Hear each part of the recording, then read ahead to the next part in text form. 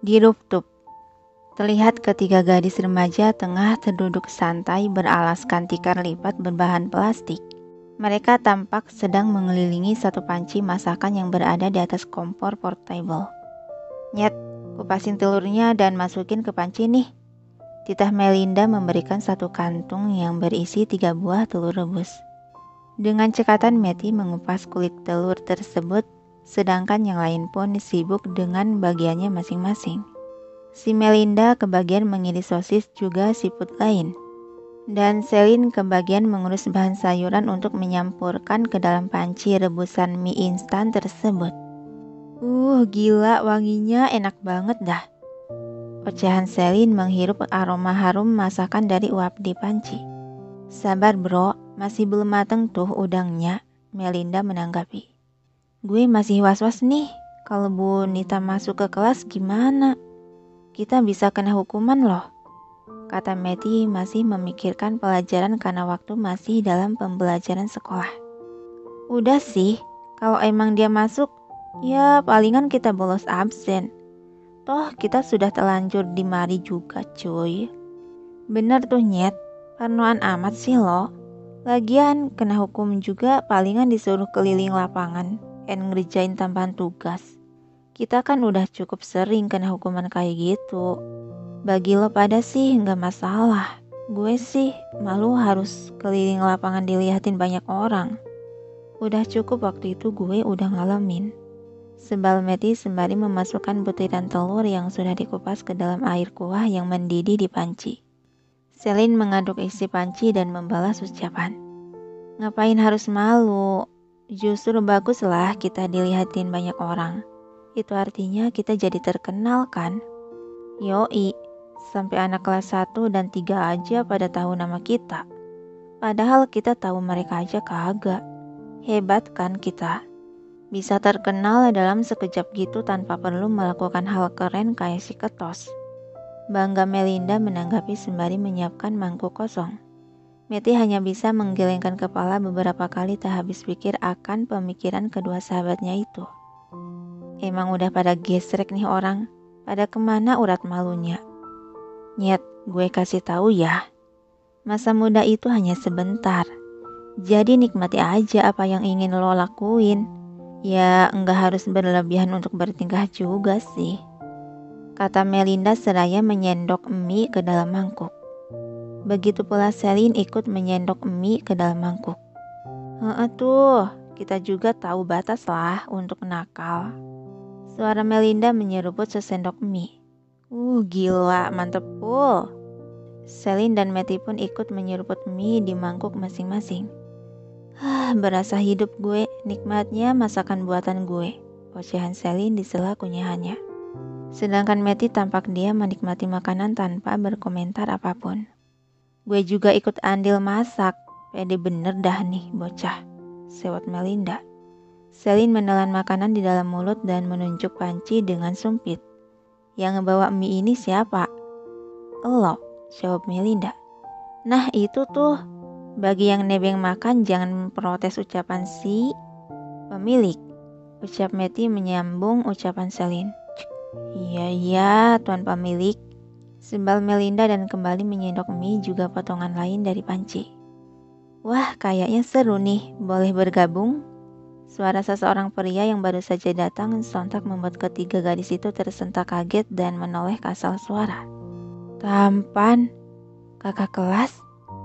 Kak Alan? Celetuk mereka bertiga refleks menyebutkan kata yang muncul dalam pikiran saat melihat sosok pria tersebut. Mendengar Matty memanggil lelaki itu dengan nama, sontak kedua temannya itu melirik cepat ke arahnya. Hah? Lo kenal dia, Matt? Lo kenal si tampan ini, Nyet? Hah? Mengangguk kaku Matty yang bingung harus bereaksi seperti apa.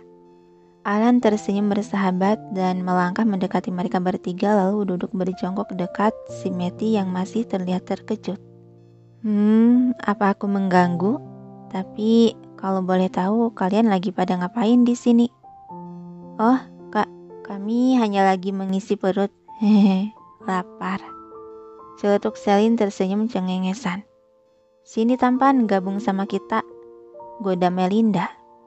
Selin langsung menyikut lengan teman satunya yang gak peka itu. Oi, sopan dikit bro, dia tuh kakak kelas kita. Mana anggota OSIS lagi? Bisik dia membuat Melinda langsung melebarkan mata. Hah? OSIS? Lihat aja tuh, ada pin OSIS di kerah jasnya. Yang segera Melinda melirik penampilan lelaki tampan itu yang memang benar ada pin pertanda anggota OSIS tersemat di bajunya. Wah, gila beneran OSIS. Dia datang untuk menghukum kita, cuk. Segera Selin membungkam mulut Melinda sebelum nyerocos panjang lebar. Tenang Mel, kayaknya Meti kenal kakak kelas itu deh, lihat no. Dia mengedikan dagu ke arah Meti dan Alan yang tampak akrab mengobrol. Melinda dibuat terdiam menatap tak percaya dengan pandangan di depannya. Kok bisa si Nyet kenal si kakak OSIS itu? Selin mengangkat kedua bahu sebagai jawaban mana gue tahu. Tapi kita bisa tanya sama si Meti nanti. Sekarang yang penting kita harus membujuk si OSIS ini gak ngelaporin kita yang minggat saat kelas. Melinda mengangguk setuju. Bisa gawat kalau dia lapor. Bisa-bisa tempat nongkrongan kita ditutup dan barang-barang kita disita.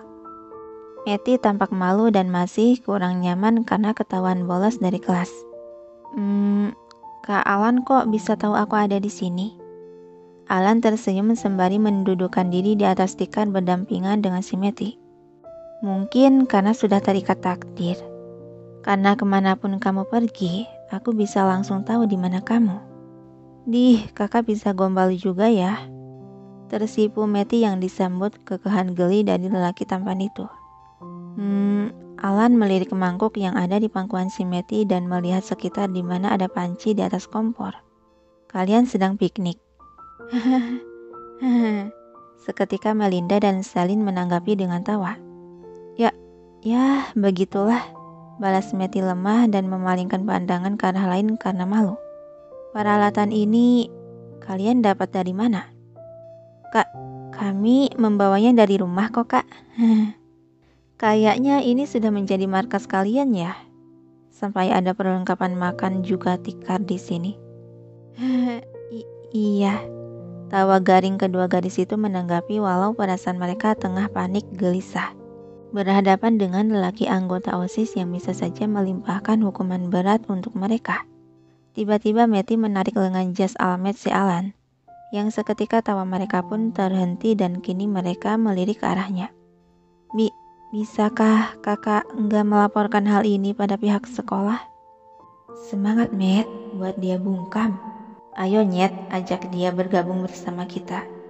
Batin Selin dan Melinda menyemangati sahabatnya yang berjuang dalam negosiasi. Sementara di sisi lain, dalam kelas 11 IPS 2, suasana terasa begitu tenang dan hening karena para murid dalam kelas itu tampak sedang fokus mencatat pelajaran untuk mengerjakan tugas yang diberikan oleh guru mereka yaitu Ibu Nita. Dari lorong luar kelas terlihat Felix tengah berjalan membawa beberapa buku. Dia sengaja berjalan di lorong itu yang tujuan dia untuk melewati kelas IPS 2, di mana tempat si Meti seharusnya berada. Dan begitu langkahnya hendak melewati kelas tersebut, dia lirikan kedua bola matanya ke arah jendela untuk melihat gadis yang sedang ada dalam pikirannya. Kemana dia? Heran Felix sampai langkah kakinya pun melambat dan terhenti.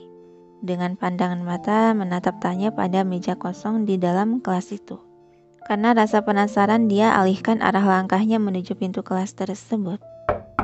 Felix mengetuk pintu kelas itu dan karena pintunya terbuka sebagian dia melongokkan kepala ke dalam. Wah, Kak Felix. Itu Kak Felix.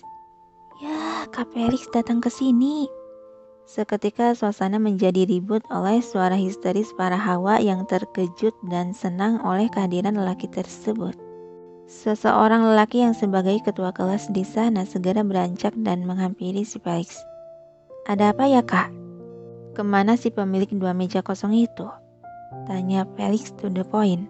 Lelaki yang sebagai ketua kelas itu ikut melirik ke arah tunjuk. Oh, mereka bertiga ke rooftop kak. Apa siswi Meti juga ada di antara mereka bertiga? Kedua kalinya ada yang mencari si Meti. Gumaman pelan murid ketua kelas itu masih terdengar jelas oleh si Felix. Jadi sebelumnya ada yang mencari dia. Siapa? Tanya Felix selidik. Oh iya benar, tadi Kak Alan juga menanyakan Meti. Mendengar nama tersebut seketika raut muka Felix berubah mengeras dan dingin. Lalu tanpa berbicara apapun lagi dia langsung berbalik pergi meninggalkan si ketua kelas yang menatapnya aneh.